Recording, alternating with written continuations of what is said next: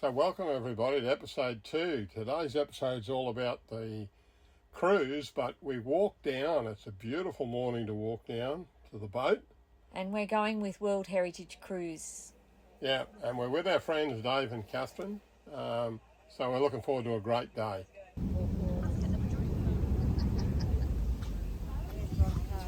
Here he goes again. No?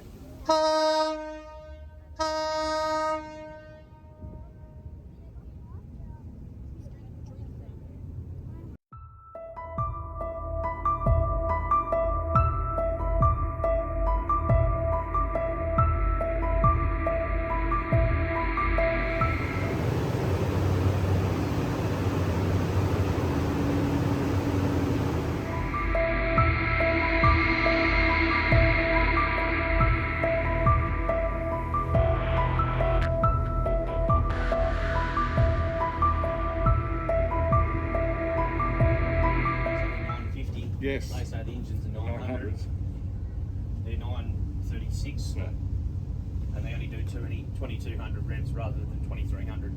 So they're not revving out. Just a little bit about this is a family-owned business.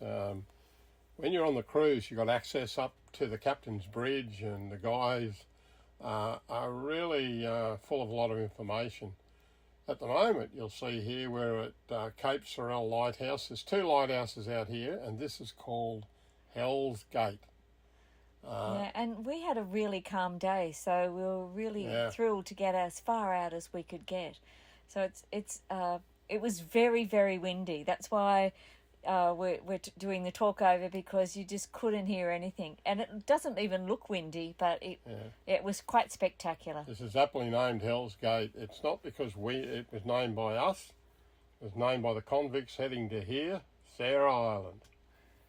So on our cruise, we stop and everyone gets off, and you get to go on to a guided tour throughout Sarah Island.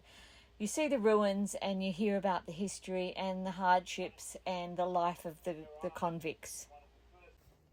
Sarah Island was one of the first of Australia's secondary penal colonies, and by most of the accounts that you'll come across, it was one of the most brutal. A place of great horror, hardship, the stuff of Alexander Pierce, the convict cannibal. He came from Sarah Island, or absconded from here. Also large tracts of Marcus Clarke's For the Term of His Natural Life, which is a pretty harrowing account of contemporary account of convict life. They were actually set here on Sarah Island. But as we go around the island today, I'm going to introduce you to a number of puzzles.